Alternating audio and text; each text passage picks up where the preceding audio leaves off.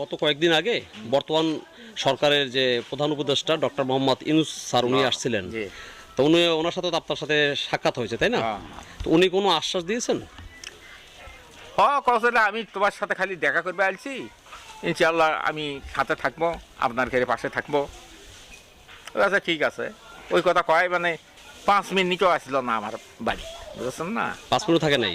না, কয়েকটা কথা শুনাশুনি করে জি। সার্টিফিকেট গেছে যে ওই যে একাডেমিক, জি। ওখানে হেলিকপ্টার ওখান থেকে নামছে, ও আচ্ছা, ওইখান থেকে এখানে ওখান আসছে। থেকে গাড়ি চালছে। তো ওরকম কোনো আপনাদেরকে আপনার পারিবারিক আপনার পরিবারকে যে সরকারটা সহযোগিতা করবেন এরকম কিছু বলছেন?